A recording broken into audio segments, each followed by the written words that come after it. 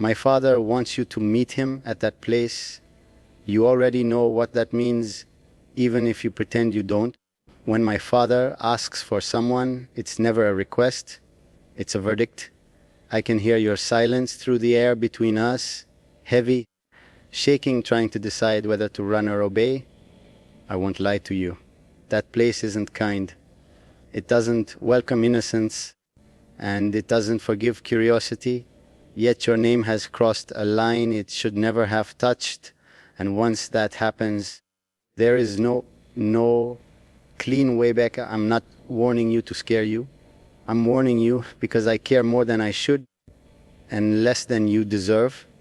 You think I'm calm because my voice doesn't rise, because I don't beg you to refuse. But understand this, control is the only thing keeping me from tearing the world apart right now. My father doesn't invite people, he measures them. He weighs their past, their fears, their weaknesses. And you are standing exactly where power loves to test its strength. If I could erase you from his sight, I would. If I could rewrite the path that led you here, I'd burn the old one myself. But some doors open only once, and this one has your shadow on it. Don't mistake my distance for coldness. I'm speaking to you like this because if I let my emotions slip, you'll hear the truth in a way that might destroy you. I don't want you walking into that meeting thinking bravery will save you. It won't. What will save you, if anything, are your choices, your words, and how well you hide what you feel. My father respects restraint, not courage. Look at him, but never challenge him. Speak when spoken to. And whatever you do, don't mention me unless he does first. You should know something I've never said out loud. The reason this bothers me isn't loyalty, and it isn't fear. It's you. You exist in a space where nothing is supposed to be soft, and that alone makes you dangerous to them and to me. I don't need you close to feel you.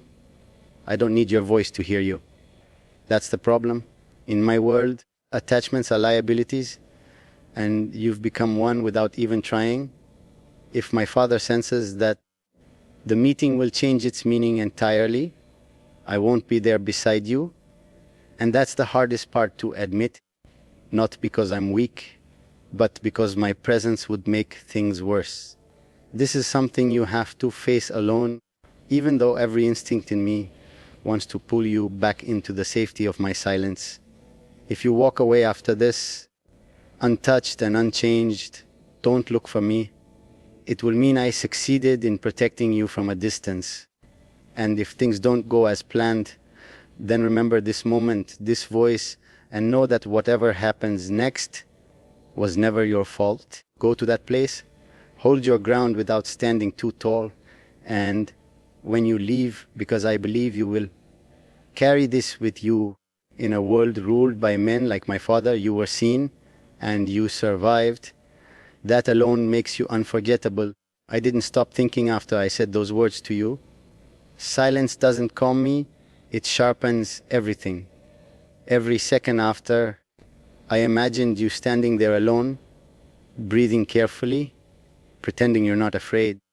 You've always done that, wearing control like armor, even when your hands are shaking inside it. You don't know how rare that is in my world. People here either beg or attack. You do neither, and that's exactly why my father noticed you. Power recognizes balance, and balance threatens it.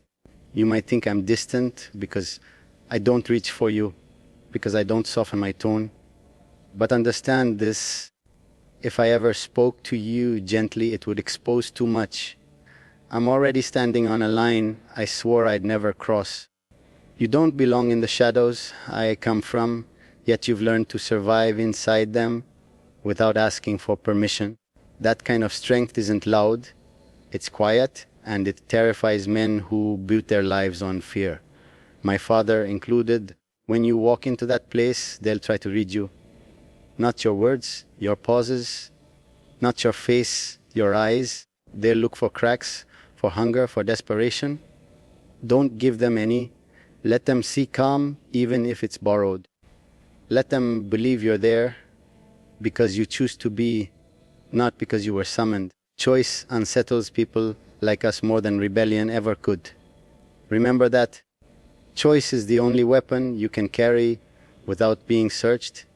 You probably wonder why I'm letting this happen, why I didn't end it before it reached this point. The truth is cruel and simply some tests can't be avoided. If I had intervened, you would have become a problem instead of a question. Questions still have answers.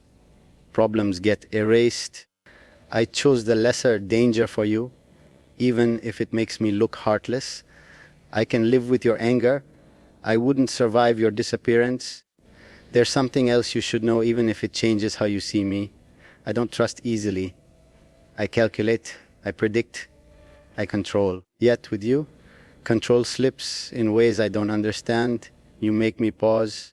You make me reconsider outcomes I used to accept without thought. That's dangerous for me and for you. Because if my father ever realizes you influence my decisions, he won't need another reason to pull you deeper into his reach. If you make it through and walk away clean, don't mistake that for freedom. It will mean you passed unnoticed, which is the safest victory you can have. Go back to your life. Pretend this world never brushed against yours. Forget the tone of my voice. Forget the weight behind my words. That will be my final protection. Distance, coldness, absolute. I won't chase you. I won't look for you. That's how you know you're safe. But if something changes, if you feel the air grow heavy around your name, if familiar streets start feeling watched, then remember this: I never stopped seeing you, even from afar, even in silence. And if the darkness ever reaches too close, I won't speak first. I'll act, because some things once claimed by this world are never truly released, and some people are worth breaking rules for, even when the cost is everything. I don't tell you this to comfort you, and I don't tell you this to frighten you. I tell you because truth is the only currency I have left. After that meeting, nothing around you will feel accidental anymore.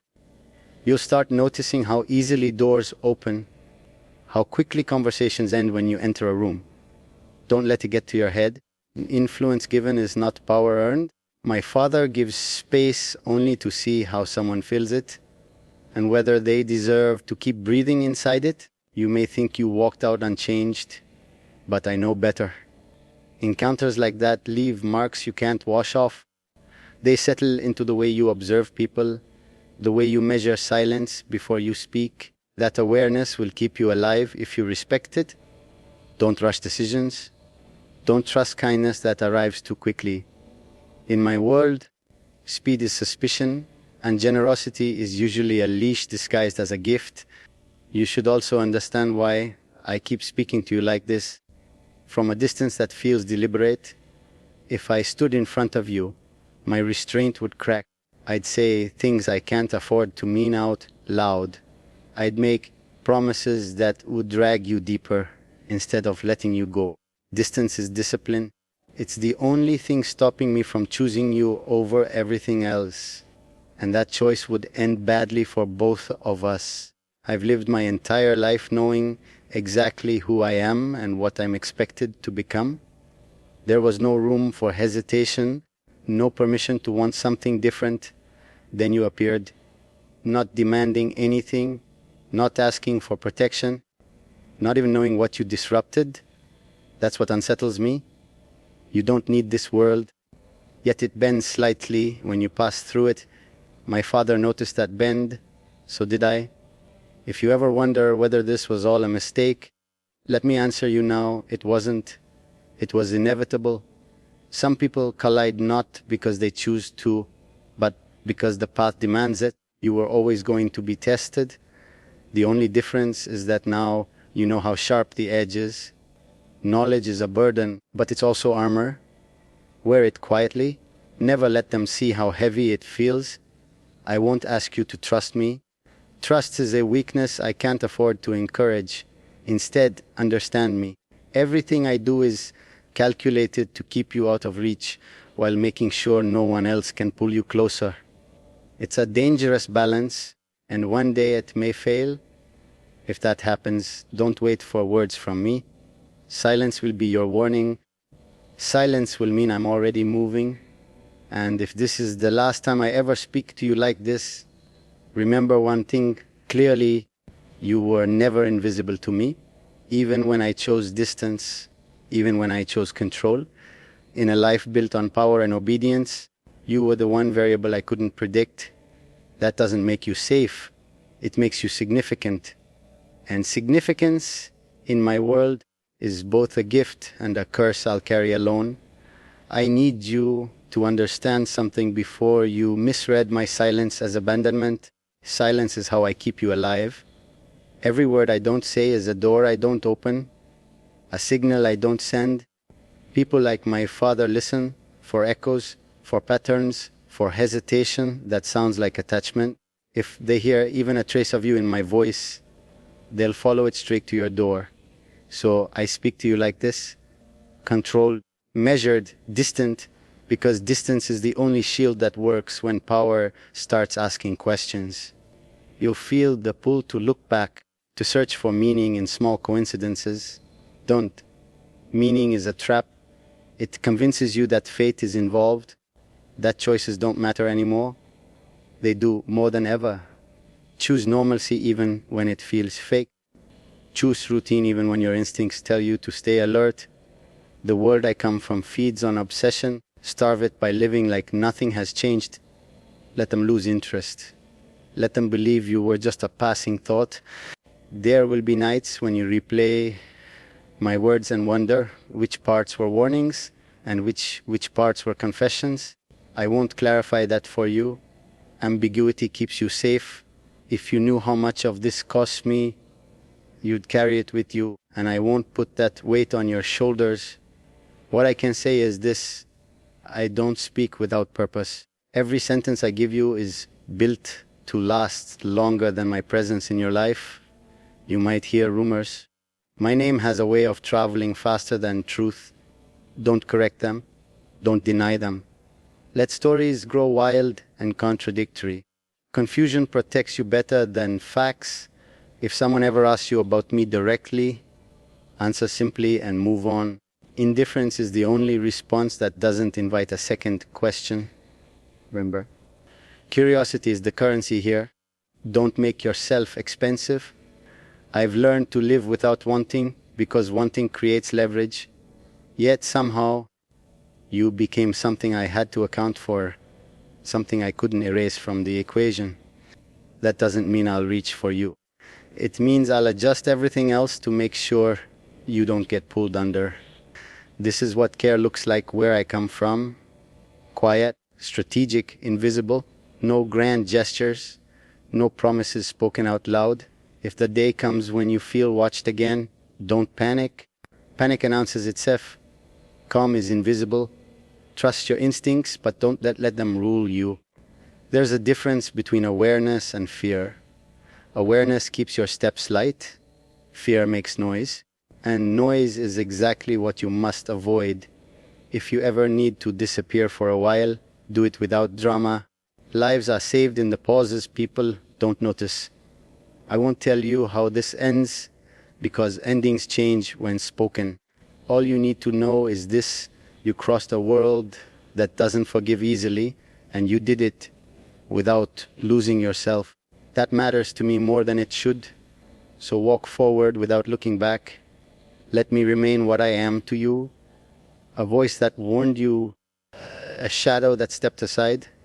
Some connections are strongest when they're never touched again. There are things I still haven't said, not because I don't feel them, but because saying them would change the balance. Words have weight here. They tip scales. They redraw hierarchies. I've survived by knowing exactly when to speak and when to disappear into restraint. With you, that discipline has been tested more times than I'll admit. Every instinct tells me to explain myself, to make sure you understand why distance is mercy. But explanations create intimacy, and intimacy creates targets. You may never fully grasp how closely your life brushed against something irreversible. One wrong glance, one emotional reaction, one careless attachment, and you wouldn't be walking freely anymore. You'd belong to a system that doesn't ask permission to own people.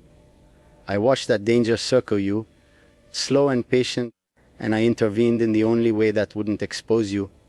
From the outside, it looks like absence. From the inside, it's constant vigilance. I know you're stronger than you think, but strength alone isn't enough here. Survival is about timing, about knowing when to stand still and let threats pass you by. Don't rush to prove yourself to anyone. You don't owe this world clarity, courage, or loyalty. You owe yourself continuity, a life uninterrupted. If you protect that, then everything I've done, every choice, every silence, will have been worth it. There's a part of me that wonders what would happen if circumstances were different, if my name didn't carry the weight it does, if my father's shadow didn't stretch so far. That curiosity is dangerous, and I shut it down every time it surfaces. Hypotheticals are luxuries I can't afford. Still, know this: not all restraint is indifference.